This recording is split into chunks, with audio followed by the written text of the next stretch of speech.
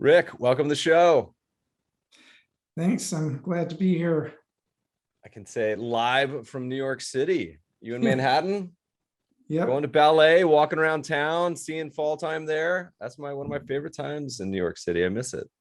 Yeah, it's like the city's 80% back to life now. Well, I'm going to one of my other favorite places this weekend, which is Colorado, Telluride specifically. So hopefully it's all the leaves changing this time of year.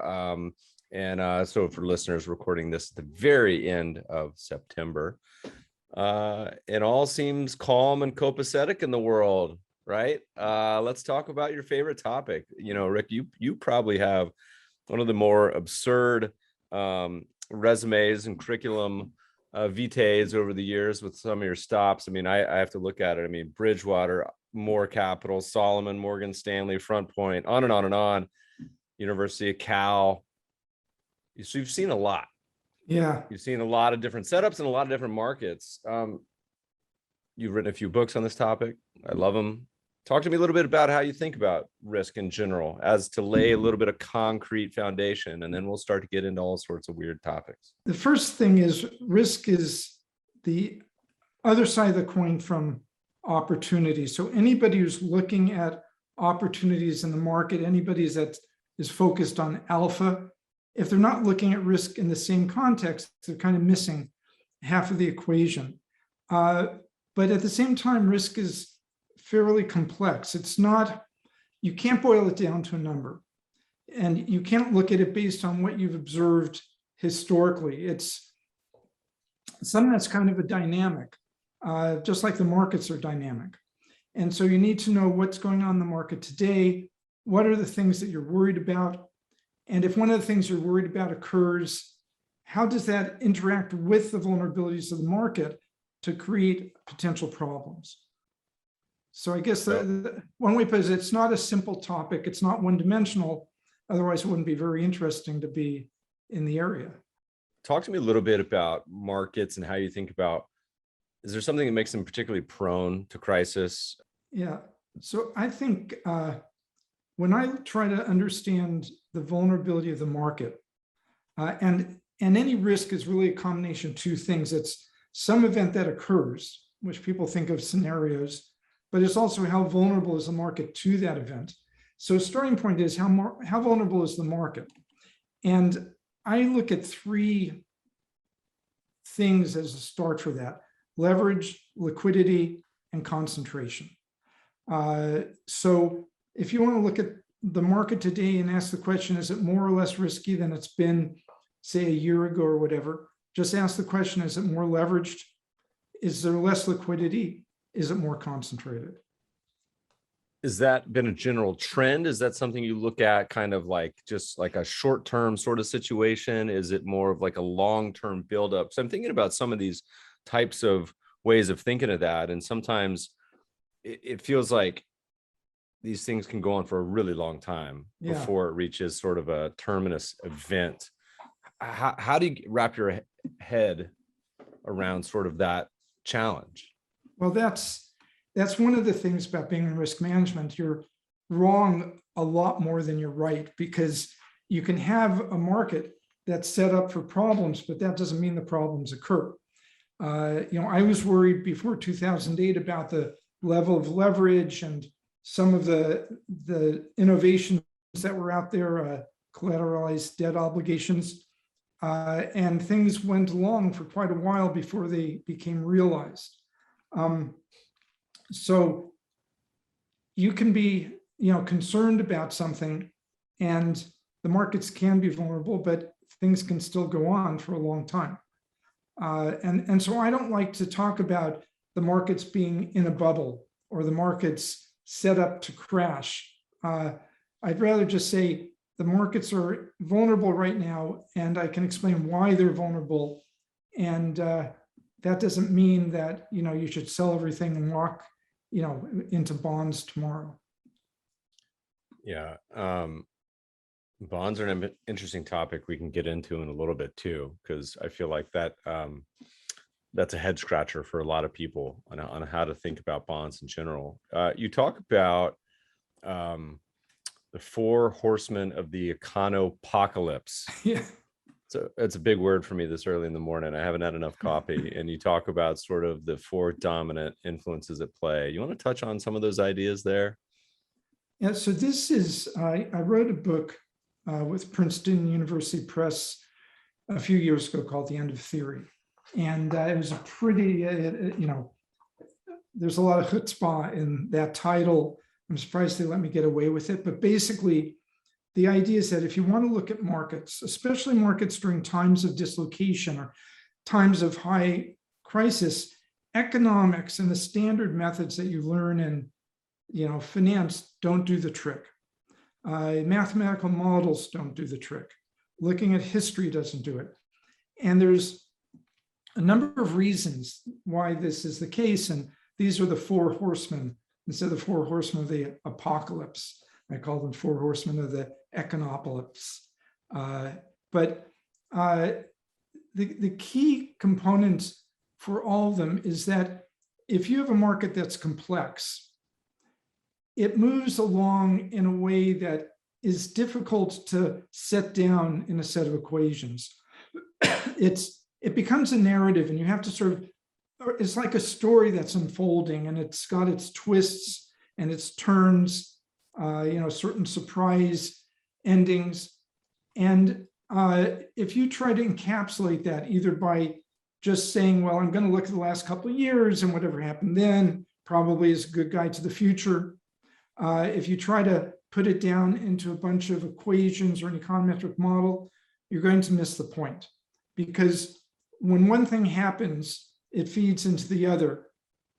The interaction of leverage, liquidity, and concentration is a great example of that. I have an analogy that I like to give a sense of these dynamics. I think of a nightclub. And if you're a fire marshal and you're looking at a nightclub and you're trying to figure what's the vulnerability of that nightclub to a fire, you look at three things. You look at the means of egress. How easily can people get out? How many people can get out per minute? You look at how crowded the nightclub is. How many people are there who will have to get out? And then you look at the combustibility, the flammability of the space. How much time will they have to get out? Well, how crowded the nightclub is, it's like the concentration of the market. How many people are really active in that part of the market? The liquidity is like the exits. How liquid is the market? How quickly is it for people to get out? And the flammability is leverage. Basically, the more leverage there is in the system, the more quickly people are going to have to leave if something goes wrong. Now, the reason this gets complex is it turns out that if there's the fire, things don't work the way that it does if you just sort of watch a typical night in the nightclub where people are going in and out. Suddenly the exits get slammed. People can't get out, they're crowding, they're sort of going over each other. You can't model that if you look at the world in a day-to-day world. The same thing with the markets. You can't look at the markets day to day and say, okay, everything's fine. If something goes wrong, people just exit because I know this is how people can get liquidity. So the basic idea in the end of theory is encapsulated in that concept that you have these complex dynamical systems at work.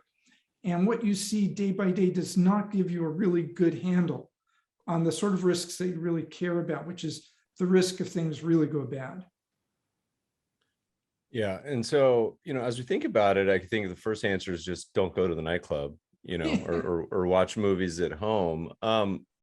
But for most investors thinking through this, is it a scenario where you say, okay, well, if I'm not going to use, and I don't want to put words in your mouth, you said it wasn't a situation where you said, don't look at history, but it said, how do you think about the possible outcomes? You're like, all right, well, I see, I don't want to be in a crowded nightclub when it's, a ton of kindling in there. How how do I think about avoiding those situations? Is it a kind of constant monitoring? Is it through diversification? Is it through what? Like what would a fireman say if he was looking at that nightclub? Well, it really is, don't go to the nightclub. But the thing is, in the markets, it's not a either or. It's make sure you're not too much into the nightclub. So where is the market vulnerable? Is there concentration? Where is there potential illiquidity? Don't go into that in a lot of space. Or if you do, you better feel like this is really a great opportunity, because the risk is high as well. A good example of that now, it's kind of like, this is no secret. If you look at concentration in the market right now, FANG and related stocks, technology is where it's at. And people have more in that nightclub, so to speak, than they may realize, because, and this gets to diversification. You may say to yourself, hey, I'm in a broad-based index. I'm in, say, the S&P, or I'm in some ETF like the S&P. So I'm diversified. Well, diversification means have a lot of different stocks that aren't highly correlated without a lot in any of those particular stocks. Well, if you're in the S&P, 25% of your capitalization is in 10 stocks. And 40% of your exposure is in the technology sector. So you are crowded, you've made a bet, even though you didn't intend to. You're not diversified, even though you may not realize it, because you are in this very crowded space. So the first step is to understand, where am I in a crowd, and do I really want to be in that crowd? As you've looked through kind of, let's rewind in history a little bit, and then we'll talk a little bit about the current day. You've been through 87, 2000, tequila crisis, Asian crisis, what else? Flash crash, on and on. Pandemic, forgot about that one recently. Global financial crisis. Do these guys have some rhymes, or are they all different? Is there sort of some common thematics that you've kind of learned and appreciated over time, or is each one opening up a new surprise box? There are common themes to them. You can only go so far with those common themes, because obviously people learn from past events. Different innovations come to the fore. I think right now we could probably learn a lot from 2000 and the dot-com era. But I think of big market events as different types. There's obviously ones that are just related to recession, right? The economy does bad. If there's expectations the economy will do bad, the market does bad. Then there are the periods that are fundamentally driven, periods like what Greenspan called irrational exuberance, where people just get out ahead of their skis in terms of their view of fundamentals, and there's always some excuse for why this time it's different. With dot-com, it was, old accounting measures of earnings don't matter anymore.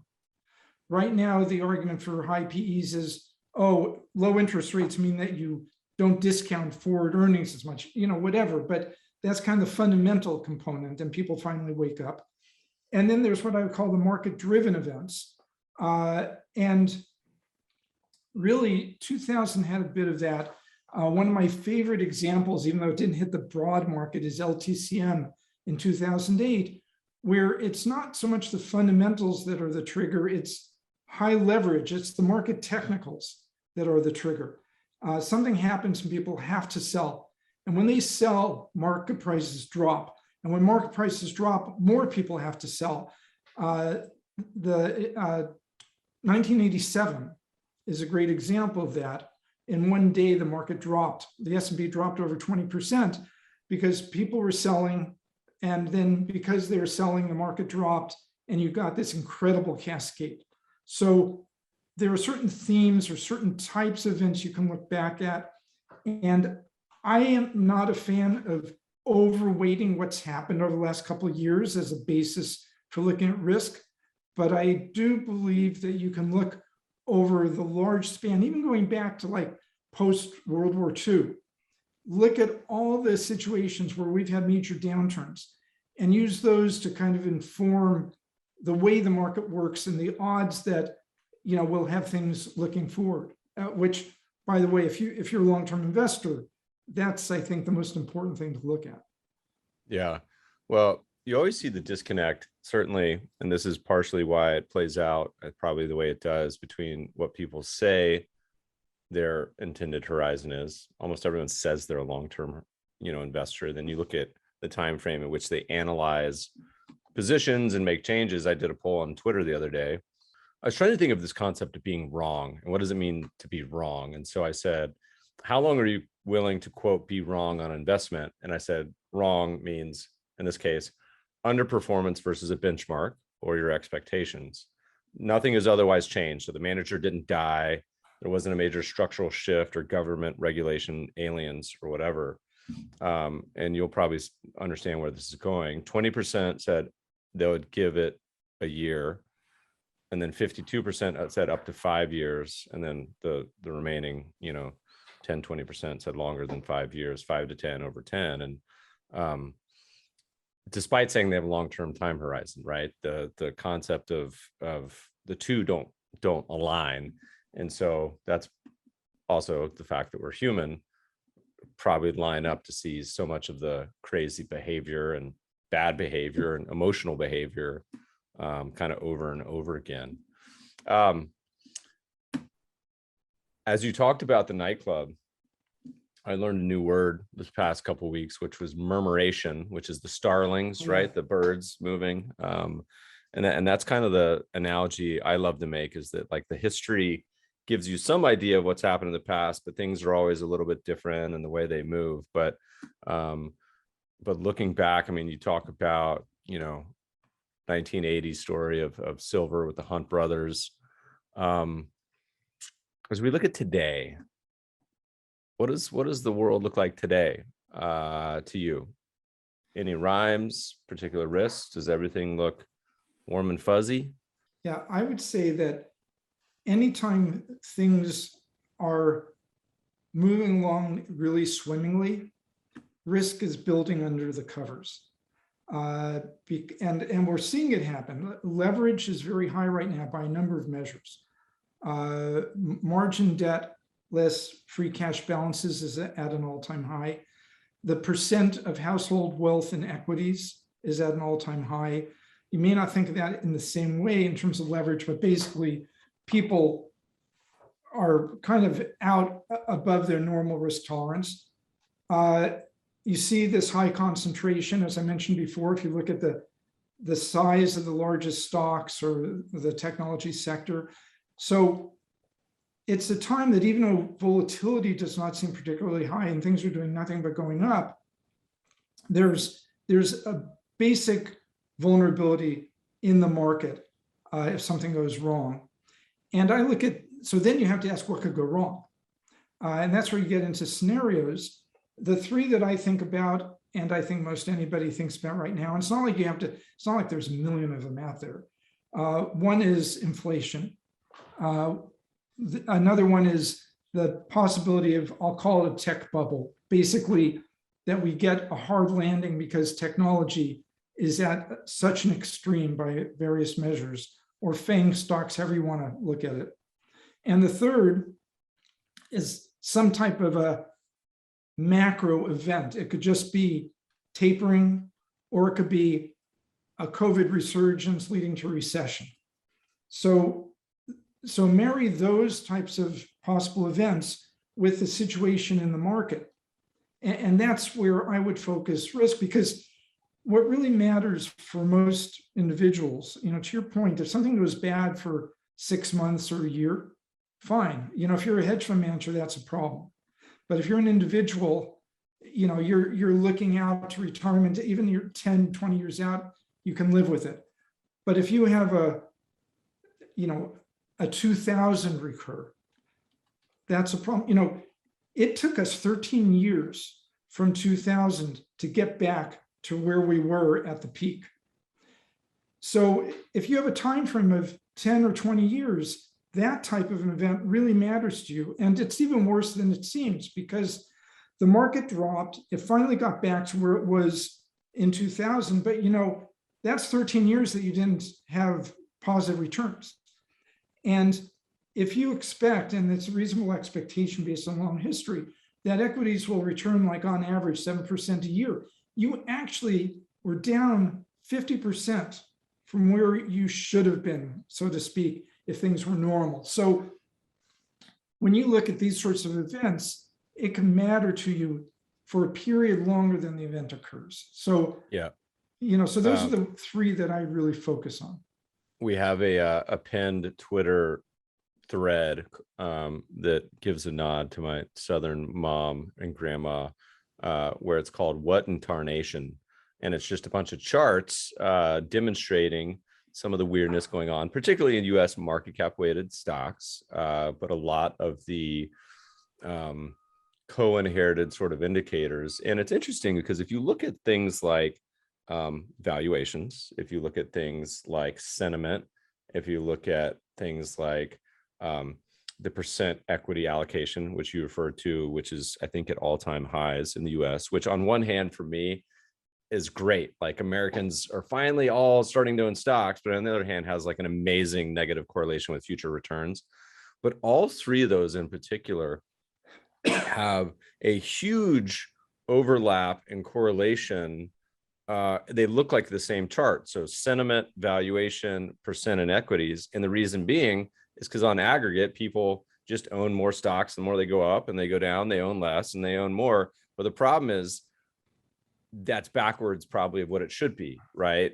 They should own less when valuations are high and more when valuations are low. They should be more pessimistic when valuations are high and more optimistic when valuations are low. Buffett talks about this, but that's not how it works, right? People get excited when they've made money, not when they have lost money. And so simple things like rebalancing, of course, helps that, or being valuation conscious, but it's hard when everybody's making hay, Rick, when your neighbors are going to Tahiti. I guess they're not going to Tahiti on travel bans, but they're buying cars, buying houses. That's what everyone's doing now, buying new houses. Yeah. So what should people do? How should they think about it in a way that is sober and sane and realistic? So, I think the first thing, there's two sides to this, and they both have to do with thinking that you have a well-diversified, maybe even passive portfolio. So let's ignore people who are trying to make bets. Let's think of people who have the bulk of their equities in something that more or less is a big index, and that's where most people are. There's two things going on. One is, without realizing it, they're in a momentum trade. Because of market capitalization, the more things go up, the more they own. So you're momentum trading, and so you better realize that. Maybe you actually don't want to be momentum trading. And the second is, getting to my previous point, you think you're diversified and you're not.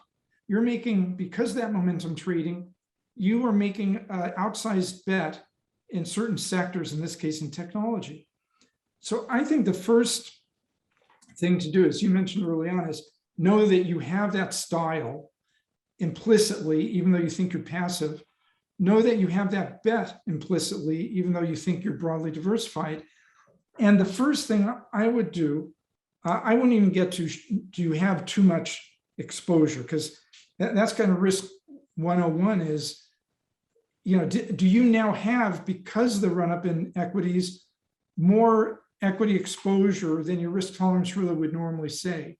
And if things start to go the other way, you're going to say, oh my gosh, what's going on, and start to sell right into it.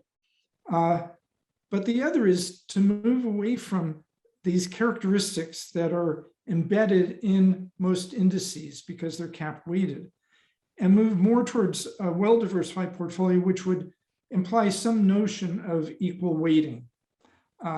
Not literal equal weighting. You don't want to hold an equal amount in every stock, because then you get into another problem, which is that some sectors have a lot more stocks than others. There's a lot more stocks in basic materials than there are in banks, but kind of move more in that direction so you get better diversification. And so that you're moving away from momentum. To me, that's kind of the sort of risk 101 first step to be taking. Yeah, I mean, the market cap weighting, was an amazing innovation 50 years ago, and we talk about this on the show. And I say, but it's a curious investment strategy. Like what it enabled, which is low cost investing, is amazing. But now we live in a world we don't have to. You can implement low cost investing and other investing strategies and styles. The problem with market cap weighting is when things go totally bananas. And you live through, certainly the Japan is my favorite example, but there's been plenty of other times when smaller markets have gone nuts. The most recent, India and China pre-financial crisis, the BRICS, 2007 valuations, I think, were even crazier than the US is now. The market cap weighting exposes you to that because it gets concentrated. And so a simple answer, equal weighting, is certainly one, but at least breaking that market cap weight and ending in anything else, to me, the hard part for a lot of people, I think, is they want to be Nostradamus, right? They want to forecast the futures. They're always worried about what the exact catalyst is going to be. Everyone's like, what's going to cause this to end? Is it inflation? Is it the Fed? Is it aliens, pandemic? And I think what's so great about your work is it gives you a framework thinking, look, you don't, and I'm not putting words in your mouth. This is my interpretation. So let me know if I'm off base. Is like, you don't necessarily know what the exact catalyst may be, but you can understand when things are getting riskier and problematic, right? Where you're starting to see enough of the kindling sitting around to where it could be a problem. What do you think about some of these other developments? Is this a sign of the times? Is this something else? I'm thinking about NFTs, cryptos, SPACs. Oh yeah. Okay. Yeah. What else is going on today? Yeah. Oh, before I get to that, let me, just to this last point, sort of close this out. It's what you mentioned earlier. There's no mystery here. You can line up charts, whether it's PE ratio or level of leverage, or go through them. So many of these are two things significant. They're at near or at all-time highs, and they mirror very closely what the world looked like in 2000. I hate to say that because you never want to pin something back to another event, but in 2000 the market was down almost 50%. Technology was down over 70%. And again, it took 13 years to get back where we are. So now, I don't want to overweight that, but you can sort of look out there and sort of see what's, whether that'll happen, who knows, but you should at least understand that that's there. And then the other thing that's important to know, and this gets back to past events, nearly every decade from the 50s on, we've seen drops of over 35% in the market. In 1970, I don't even have to go through them. If you believe what people always believe, which is we have a normal distribution, you would see over 50 years, the odds of seeing 35% down events in 50 years is less than 1% probability. So, so we're really living in a different sort of a world than what everybody puts in their mind. So I think level setting in that way is useful. And I'm not saying sell everything, but at least, take some, understand that there is another side to what's going on in the market. I was relating, before you move on, I was relating very personally because I graduated college in 2000. So got to see firsthand a lot of the boom on one side and then the bust on the other side, because all my friends from about 98 to 03 had moved to San Francisco, which was the land of milk and honey, right? And we kind of have seen the echoes again. So got to see the crazy fun times, but also the decimation afterwards, like nuclear winter of the internet bust, where you go up Craigslist and buy entire companies' furniture for they're just like, dude, just come pick it up. We got to get out of here. We've defaulted on our leases. So got to see both sides. Yeah. Well, it's funny. Then people have '08 also. So it's not like we're devoid of experience. How many people remember '87? That's another issue, but Yeah. 2000, 2008. So anyway, getting to the stuff with crypto and NFTs and so on, I feel like crypto is like, I can't understand what's going on with, there are so many people, many very smart people who are on that bandwagon.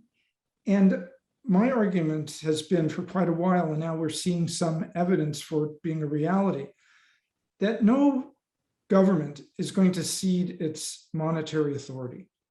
If crypto is successful, it will be shut down, because no government wants people to be able to do an end run around their monetary authority. And we've now seen that happen with China. We've seen glimmers of it occurring in some other countries.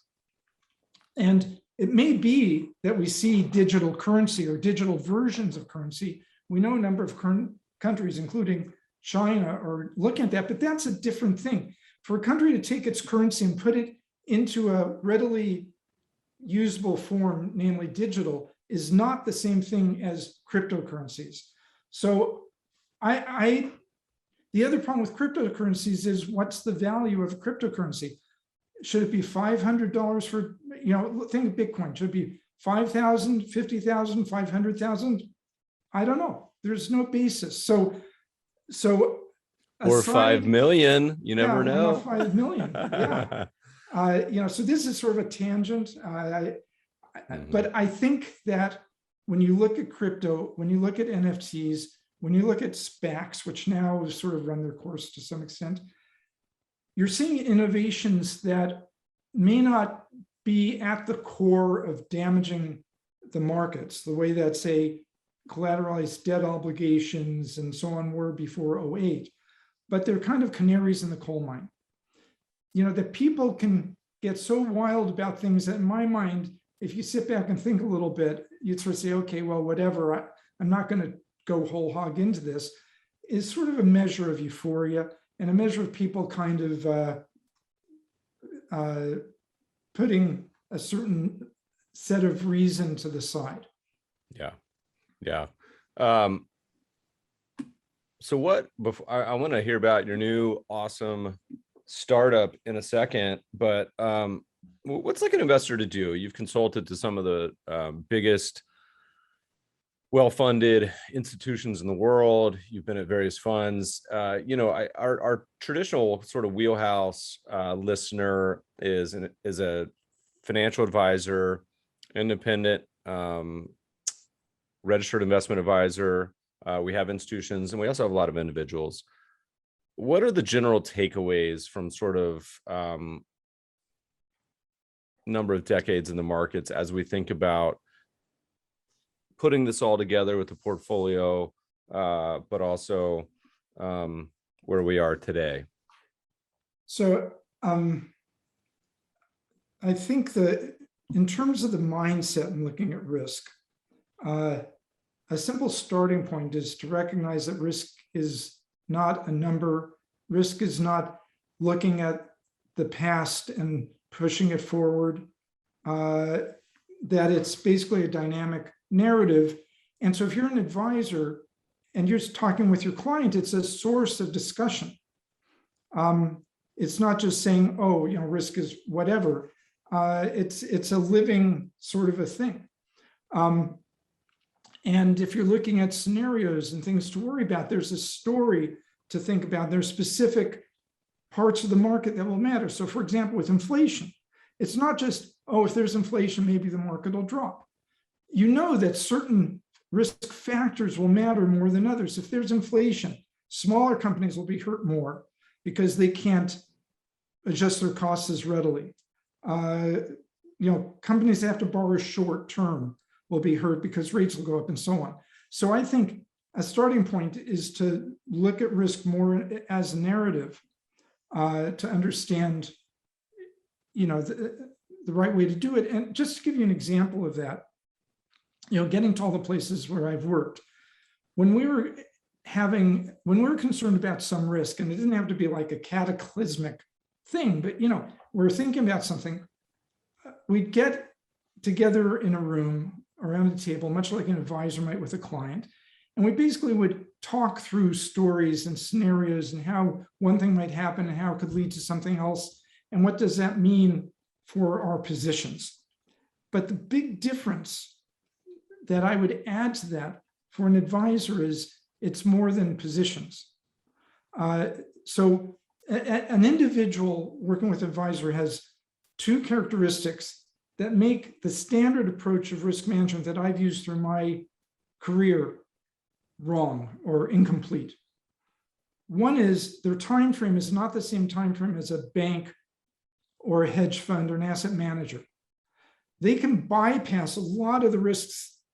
Basically, a lot of what they read about and a lot of what people worry about in the press is noise if you've got a time frame measured in 5, 10, 20, 30 years. You also aren't leveraged. So you're not in a situation where you're forced to get out. You don't have clients who might pull the plug and redeem. So that's one thing. The other thing that's really important is that risk comes from two sides for an individual. An advisor kind of has to look in two directions at once, because you have the portfolio on one hand, and there's risk to be concerned about there, but you have the client's goals and how those goals might change over time and as the market changes on the other. So it's like you're cutting with a scissor rather than a knife. You have to worry about both of these things. So it's a really complex problem. And I think it's sort of interesting that we think of super sophistication residing in hedge funds or whatever. The real sophistication, the real depth of issue is an advisor working with the client, because they have to worry about a longer time frame. They have to worry about not just returns, but goals. So that's, and that's why it's actually a very rich area to be focused on. Yeah. The what does the framework lend itself to bonds? Bonds is sort of a weird asset class that, used to offer a fair amount of income in a traditional sense that now, for the most part, does not. In some parts of the world, certainly does not. It's negative yielding. Is that business as usual? Just it's an inflation sort of real rates question in your mind, or is it something else going on where it's a potential risk as well that people maybe haven't thought about for the past, 30 years in the US? Yeah. So the thing with bonds is, if you hold a bond that doesn't match your liabilities, you've got risk. If you're concerned about paying for your kid's education in 6 or 7 years, and you're holding a bond that has 10 or 20 or 30 years, you've got risk. So a bond without adding the issue of duration and the timing of when you'll need that money is also a risky asset. And it's riskier now than it has been for a couple of reasons. One is inflation. The nominal yield is like 1-to-1 with expected inflation. And the other is we are used to rates being so low that it's like in our mind, we don't conceive of rates maybe being 4% or 5%. But when I first started in the markets, well, let me back up even more. When I was younger and building my first house, I had a construction loan that was 21%. And my mortgage was 13.5%. And I was looking back at my parents and their mortgage, which they had early on, and it was 3.5%. And it was like, what world was that? That 3.5% mortgage, we were in a different realm. Now, I'm not saying, and by the way, in the mid 80s, when rates got back down to 8%, we had a trader in the bond desk who printed a trade and kept the print when it hit 8%, because that was like, we're back to normal. So, so we're in a, we don't have a lot of perspective, maybe. I'm not saying that rates will go up to 13.5% for mortgages, but really, to think that the level that we're at right now is kind of is missing a lot of potential for risk. And so bonds, I think, can be riskier than people may realize. And the only way to really control for bond risk is to hold bonds that sort of have a maturity or duration that's comparable to your time frame. Yeah.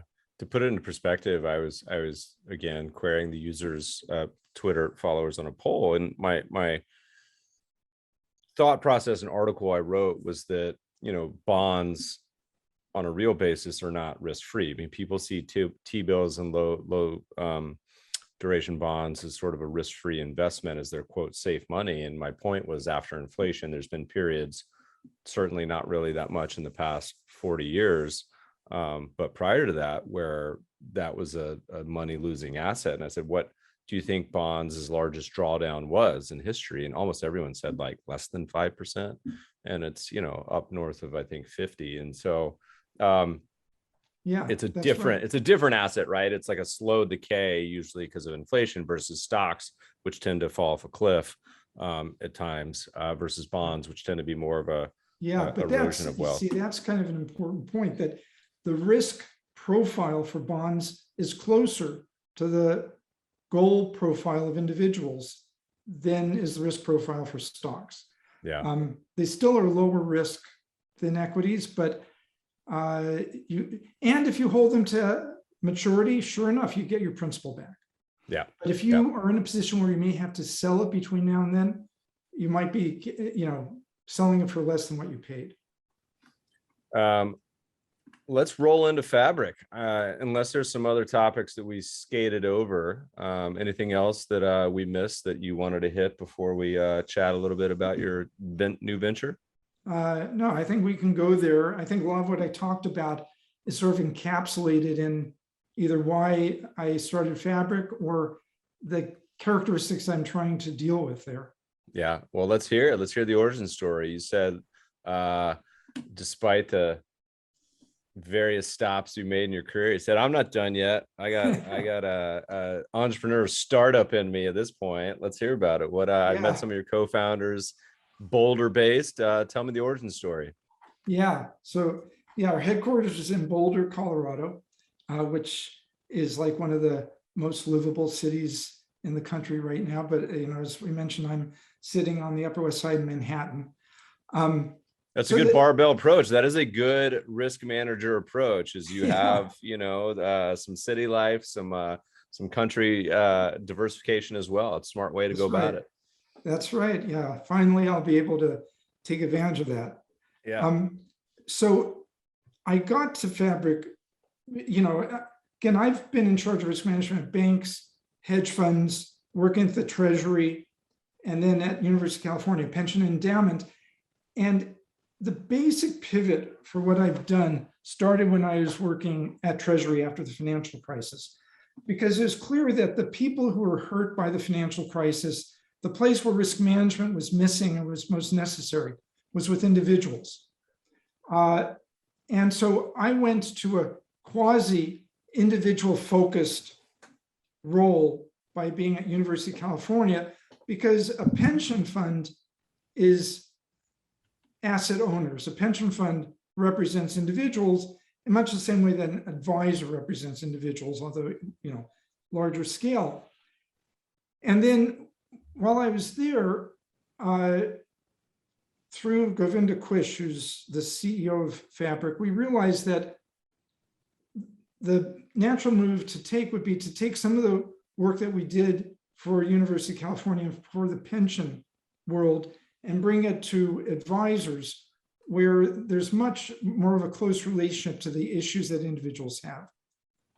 What are the issues they have? The things I mentioned: longer time frame, risk that comes not just from the market, but from their objectives and changes in their behavior. And so what we've done is built an application that takes really institutional level risk management capability, and I can get into what I mean by that in a second, but put it in a form that advisors can use in working with clients. And working with clients, again, getting to one of the points I made, is not just integrating their goals with their portfolio, but being able to operate in the human sphere. Because, risk basically in the market or for an individual it's not just numbers being cranked out of a computer. It's human by nature.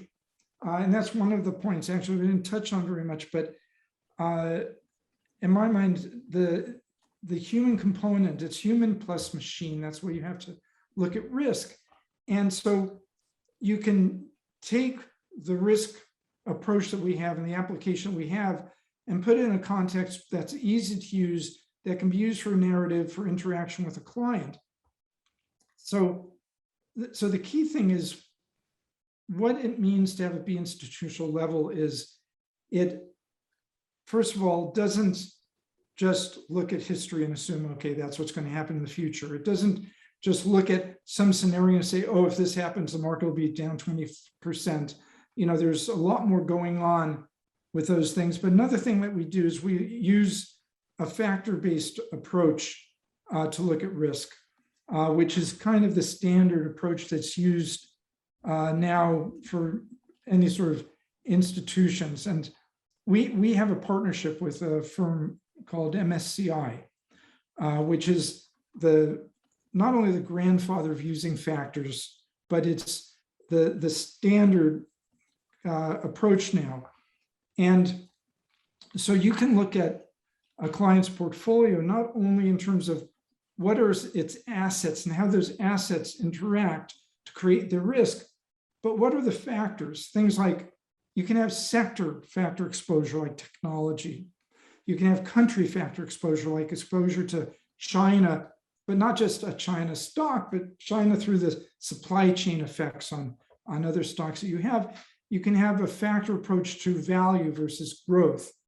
And these sorts of exposures, these risk factors kind of thread through a portfolio.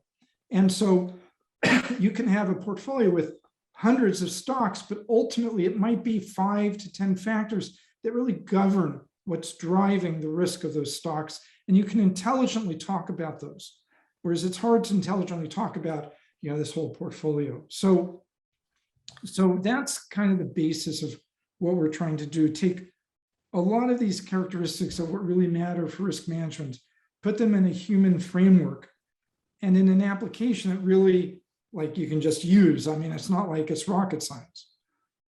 Yeah, I mean, the human framework comment is really important, particularly when you're dealing with individuals, because there is so much jargon in our world, and I feel like it's always hard to distinguish between what is truly relevant and what is just like a distraction. And so what's the best way to think about kind of what you guys are doing? Is it like a X-ray into a portfolio? Is it like an event study where you're like, hey, this is FYI, here's how we're set up, here's how you're going to probably end up, here's how you could end up? Like what is the main sort of levers that when you sit down with an advisor who's armed with this technology that is going to kind of get spit out? Like what's the input and what's the output of this sausage? It's interesting because it's both an X-ray and an event study, to use your words. Mm-hmm. The starting point is the person's portfolio and the goals and risk characteristics of the individual who's holding that portfolio. So the inputs are really pretty simple. The outputs also are pretty simple. The outputs are where are you exposed, where maybe once you look at it, you'd say, I don't really want to be exposed. Where does your exposure lead you versus the client's goals? And how can I express that exposure in a way that's kind of plain English? And that's where the factors come into play. So for example, to take an event study or scenario, and let me use inflation as a case study because I talked about that earlier. Okay, so you've got your portfolio and you may look and say, okay, I see your portfolio. It's kind of S&P-like, but it kind of differs a little bit from the S&P in different ways. Does the way that it differs, or does the S&P itself matter for you versus where your goals are going if you're really worried about inflation? And maybe you're worried about tech and recession too, but fine. We'll start with inflation. Well, the first thing that we can say is inflation is, as I said before, it's not just a matter of, oh, if inflation occurs, rates will go up and stocks will drop. Some things drop more than others. Low cap, smaller stocks will drop more than high cap stocks. Brick and mortar companies with a cost structure will be affected more than tech companies that have intellectual property. Companies that have to fund themselves, are highly levered and have to fund themselves short term, are going to be really in a bad situation because their cost of funding will go up. Fine. Let's look at the leverage factor, the value factor, which is sort of brick and mortar oriented, versus a technology factor. Where's your exposure there? Let's look at your high cap versus low cap. Let's look at those factors and home in on those to see what your risk would be in this event. And then we might say, gee, you know, I know you love value, and I know you really love to push in mid cap. And so on a factor basis, you tend to be there. But geez, if you're worried about inflation, maybe we should kind of reposition what you're doing. The other thing is, what's your time frame versus what would happen with inflation? You know, it may be that with inflation, here's the thing too, it's not like, boom, these scenarios occur and that's the end of that. If we have inflation, it's going to have a long glide path. So depending on your time frame, you may be more worried about inflation than you are about tech, because when a bubble bursts, it's violent, but it doesn't like last for a long time. So the glide path of the risk of one thing versus another may matter to you depending on your goals. And then the advantage of this is, so I don't know which of these things might happen. I don't know exactly how bad they'll be, but now we can have an intelligent conversation before they happen, sort of do a pre-mortem, kind of worry ahead of time, so that if this does occur, you're not sitting there as my client, you know, on the phone wondering, oh my gosh, what's going to happen now? What should I do? We got it. We've trained for this fight.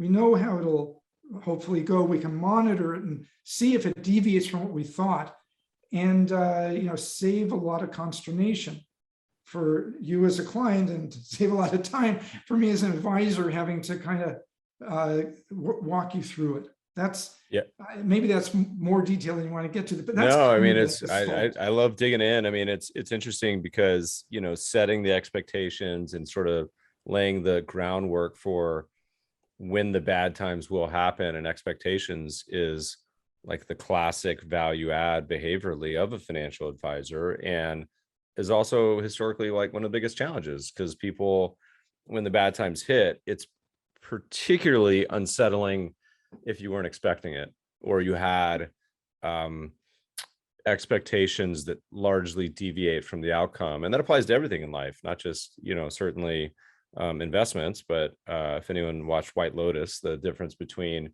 your expectations of a hotel, and then if you get a bad room, a relationship that doesn't work out, on and on, like that's where the emotional fractures happen. And so at least saying, look, here's the parts of the portfolio, here's how this works together, here's how the future could play out in these different scenarios, realizing it's, you know, will always be different, I think is incredibly useful. A lot of people often kind of want to gloss over it, and their role just says, look, you're fine, let me take care of it. But that's sort of delaying the conversation to another day when the bad times are happening. Yeah.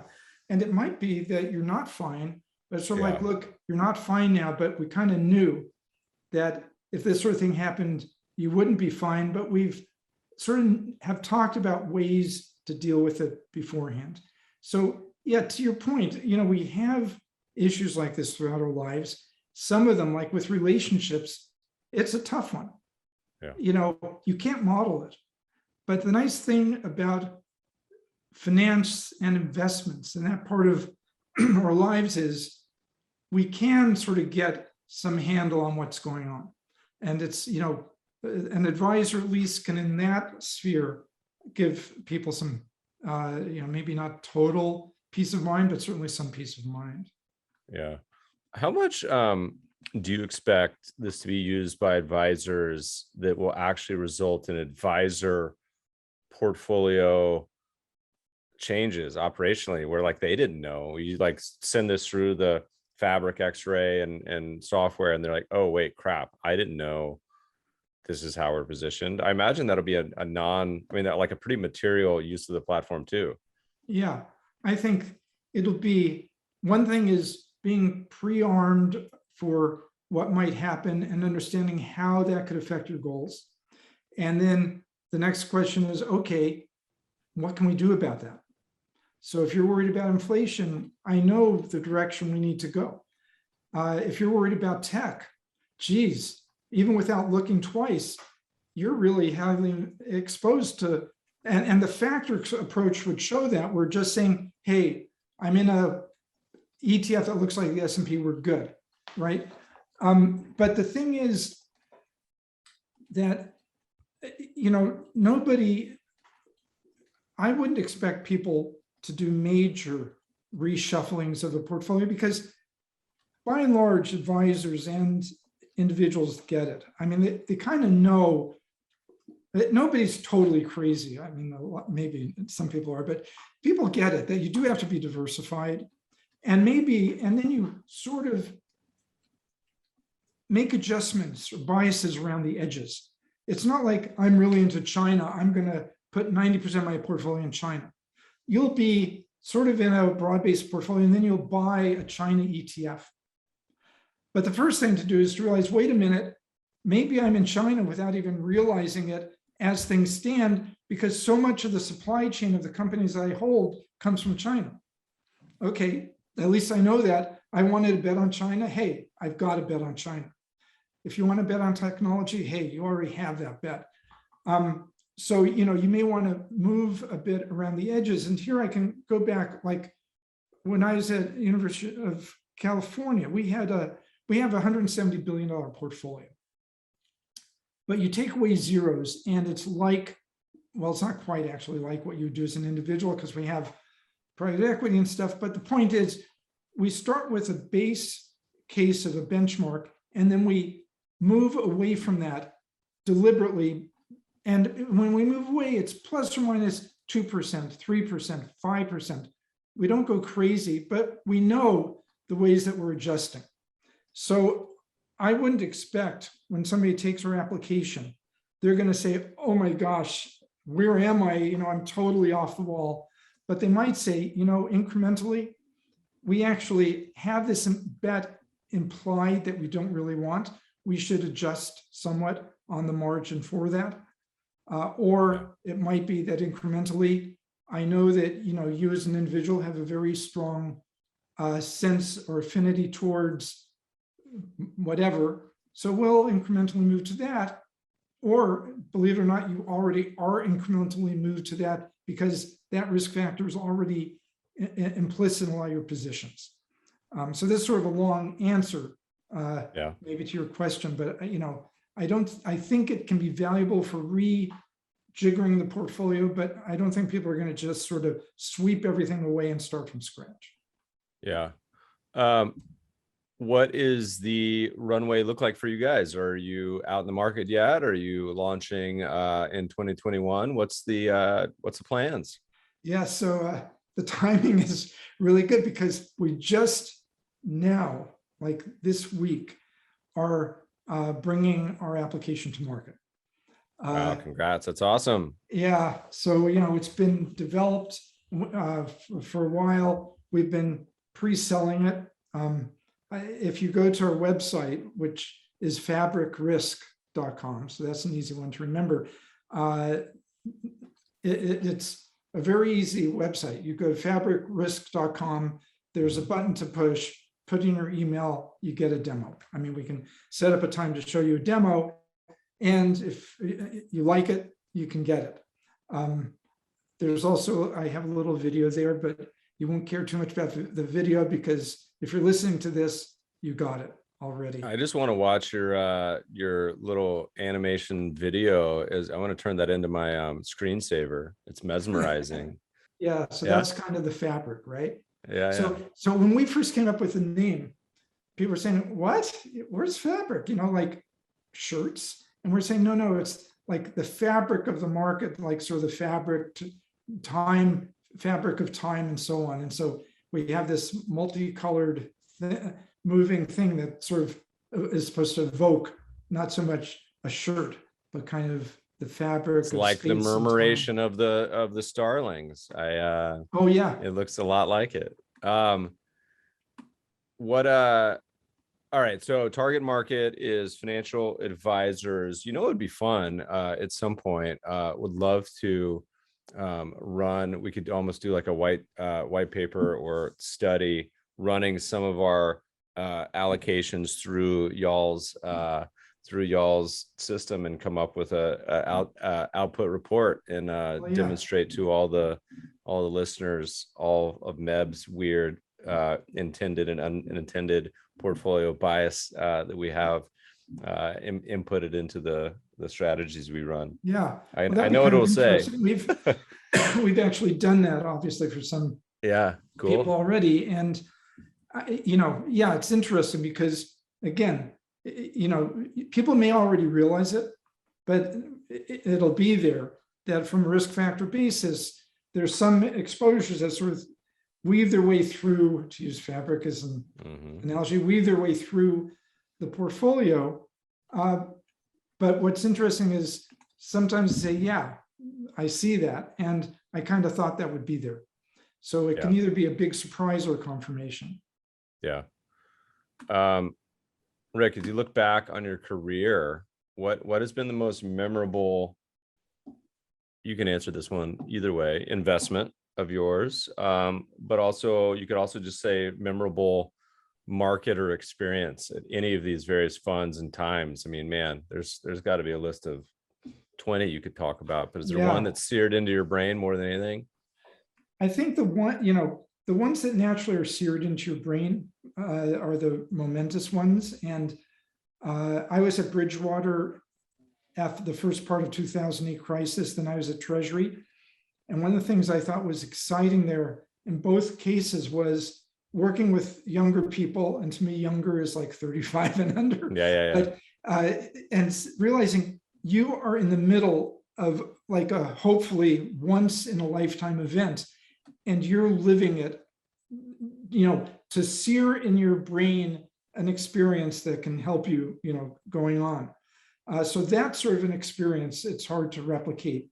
But the two that really hit me and were the basis for my doing the first book I did, Demon of Our Own Design, which came out right before the financial crisis, was in 87, October 1987, when we had the market drop 20% in a day, and understand the dynamics behind that, partly because I was part of what created that crisis.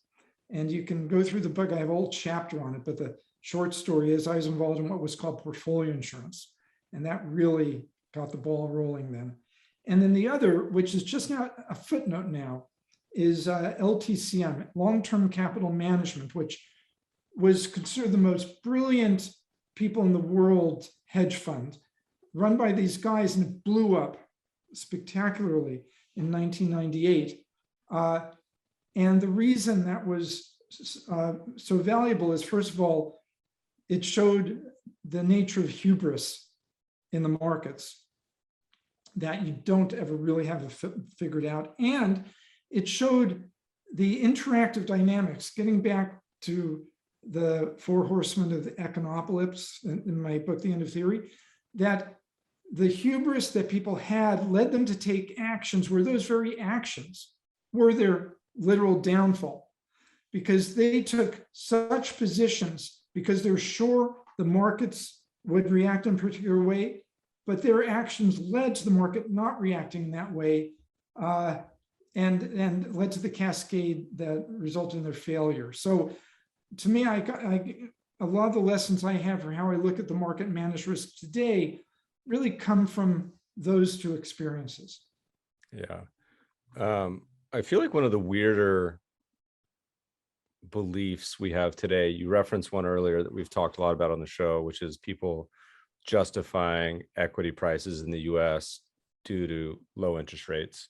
And we could go on for an hour about that. So despite the fact the rest of the world has much cheaper markets, despite much of the rest of the world having lower interest rates than the US, there's a belief amongst participants, and I don't know how ironclad this belief is, but certainly you hear people justify why the market's going higher as one of the reasons that the Fed will save them. And to me, that sounds like such a strange thing to be counting on, because I don't see, like, outside of a pandemic, that being something that I would ever want to put my to put my bet based on, right? Is that something the you Fed, hear much? Yeah, I mean, the Fed did save us in March. I think, whatever is going on now with Powell, what he did then was breathtaking and courageous, to take the level of aggressiveness on such a short time frame when markets were really on the throes of disaster. The Treasury market, one of the days in March, the Treasury market traded $250 million. This is the most liquid market in the world. And so the Fed did pull us from the precipice then, but don't bet on it. That was like hopefully a once in a lifetime event. You can't bank. I don't even know what it would mean for the Fed to pull us back from just the market moving down and moving down and moving down back to kind of fundamental levels that are reasonable in the past. Why would they do that? The thing about the PE ratio and interest rates, so the basic idea is, if rates are low, you're discounting earnings 20 years out and 30 years out, and the present value is pretty high because you're discounting at a low interest rate. Well, if you are in your Finance 101 class and you're looking at the Gordon growth model or dividend discount model, that's how that works. You take earnings going out 10, 20, 30 years, discount them back, you get the price. But nobody in real life does that. Nobody in real life, when they're looking at a company and they're valuing a company, tries to project out what the earnings will be like in 20 years and discount it back, because the world's going to change and that company is going to be different. So the whole premise that people are using in relying on low interest rates to justify a high PE is not consistent with the real world approach to valuation, and I think the common sense approach to valuation. And I think it's just as simple as that PEs are high, things are maybe overshooting fundamentals, and people are trying to find an excuse for why what they're seeing and what they're holding is reasonable to hold. Yeah. Some of the sentiment, we chatting the other day at some of the threads where people seem downright angry at the possibility that stocks are expensive. And I think you've seen the recent expectations surveys where people are expecting 15%. So best of luck to you, friends. Rick, this has been a whirlwind tour, man. Listeners, check out his books online on Amazon. We'll post links in the show notes at mebfaber.com/podcast, and check out best place to find what you're up to, Fabric, Risk. Where else? If people want to find out your musings, is there a good home base? Is Fabric the best place? Yeah, well, we are actually in this. This is like a longer term process than I ever thought it would be to build a website. We have an interim website, which is the raw, what you need to know to be able to sign up. We now are about to add into it some another page that'll have things that I've been writing. So there'll be a lot there. I tend to write things in LinkedIn. I've written, tend to come out with various articles in different places, mostly places focused on where financial advisors would look at things. But if you visit the website again in a week or so, you'll be able to find a lot of the things that I've been talking about and writing recently. Sweet. Well, I'm excited for your journey. I look forward to following up and kind of see how this offering works out. We'll definitely check it out, and hopefully you can run some studies on our end as well. Rick, it's been a blast. We'll let you get back to the beautiful autumn in New York City. Thanks for joining us today. Yeah. Well, thanks for having me on.